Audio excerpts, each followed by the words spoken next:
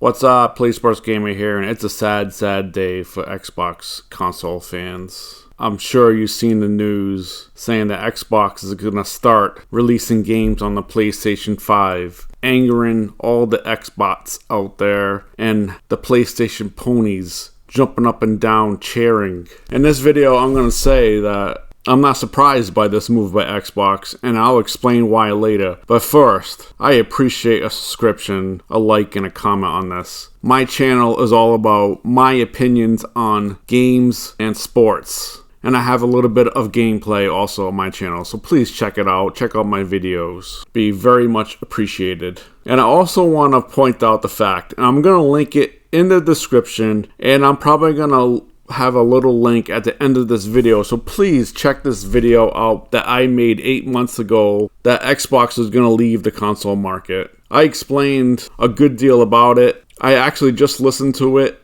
I probably was going to repeat some of the words I said in that video in this video, so please check out that video. As far as this goes with this Xbox, and if you've seen my videos, I put a lot of blame on Phil Spencer, and I think, again, the failure of the Xbox console, I think, leans on Phil Spencer. I don't know if this was pre-planned to have Xbox expand their games onto other systems just in case Game Pass failed, or is this just a reaction to Game Pass and how it's not expanding as fast as they wanted to or needed to? I'm sure when they said release games day one on Game Pass, the people on the board and Phil Spencer probably was like, we're going to sell a ton of consoles if we put all our day one games on Game Pass, because they're going to buy our consoles and buy Game Pass because they want to play the latest games for a monthly fee. And it all makes sense, but maybe they failed to realize one thing,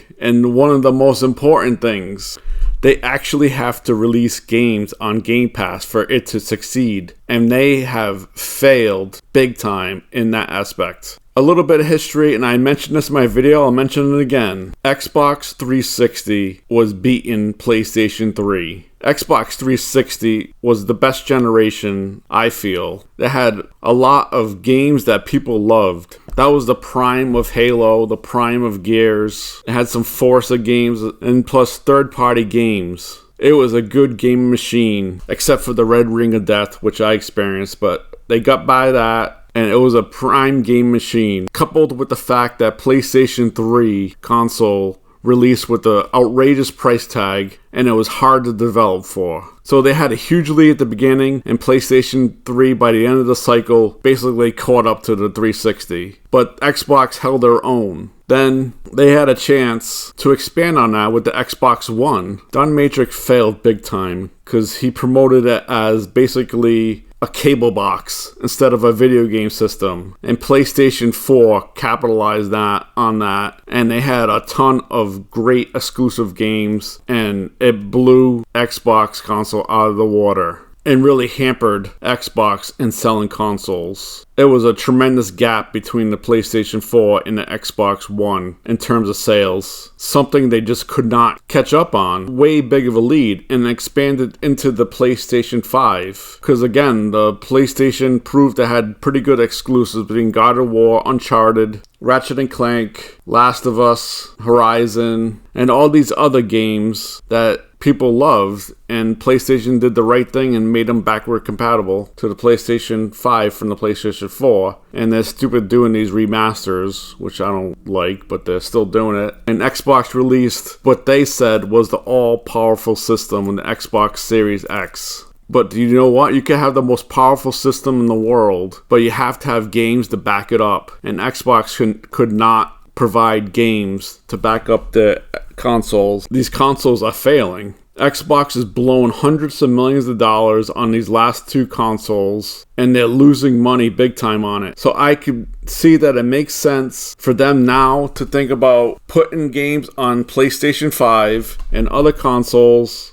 to try to get some money. And this is why I could see them leaving the console market. Because why spend all that money on development, design, production when you don't have to? And this is why I think this could have been Phil Spencer's plan all along because he was buying up all these developers. I know at first Phil Spencer was thinking about maybe providing games to expand Game Pass to make it explode, the so-called Netflix of gaming. But the last numbers I heard was 33 million subscribers. I'm sure it's far less of what they thought they were going to get and thought they were going to need, because they are spending a lot of money to get these third-party games onto the Game Pass. As you see, all these developers they bought, they're not producing any games, and the games they are producing are low-quality games. Redfall, Starfield, even Forza Motorsport. I don't know. To me, it seems like there's no change from the previous Forzas in terms of gameplay. I could be crazy, but it doesn't seem that way to me.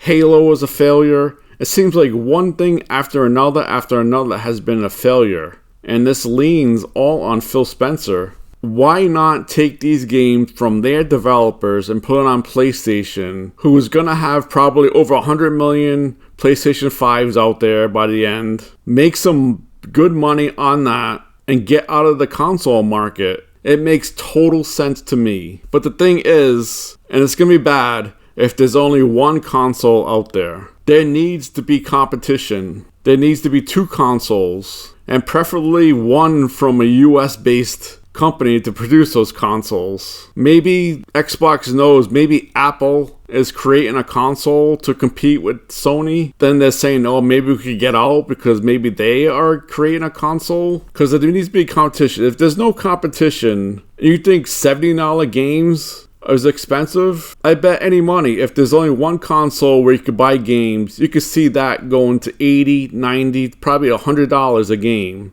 And by that time, you might see droves of people buying gaming PCs and playing it that way. But then again, I'm sure those prices are going to go up and up and up also. And in my other video, I mentioned a certain company that it looks like a carbon copy of what Microsoft is doing right now. And that's Sega, who had the Genesis do awesomely with their exclusives. Then they released the Saturn and the Dreamcast, and it just fell apart, just like Microsoft. And then they got out of the gaming console market. And they've survived all this time without developing a console, just selling software to all these systems. Yes, their parent company has investments in other areas to help with their gaming division. Again, Microsoft has other divisions, which probably has been propelling the Microsoft gaming studios and keeping them going. As you see all down the line, history often repeats itself. And it seems like history is repeating itself with Sega and now Microsoft. And I'm 80 to 90% sure once this console runs out, the Xbox Series X, in maybe 3 to 4 more years, I really don't think they're going to come out with another console. People said, maybe yes, they're developing a console as we speak and putting the resources into that, but I could see them just stopping it. Not spend the money to actually produce it and just lean on their software, on almost $100 billion spent in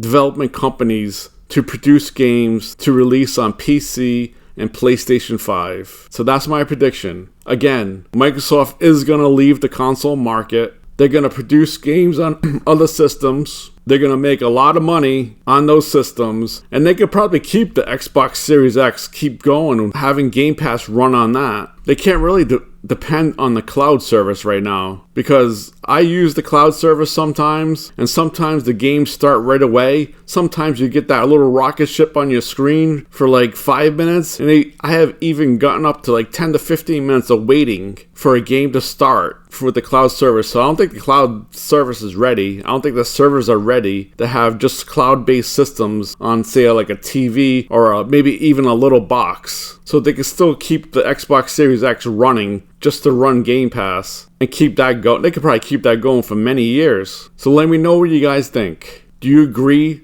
that Xbox is going to leave the console market and just rely on software sales? Or do you think they're going to keep on producing these consoles in the future and hopefully turn around, because they need to close that gap with sales with PlayStation and their console for them to survive. They can't keep surviving with these consoles failing in sales, only selling like 30 to 40 to 50 million. They need to sell as much as PlayStation. So leave a comment below and let me know, and please check out that video I've linked. Thanks. See ya.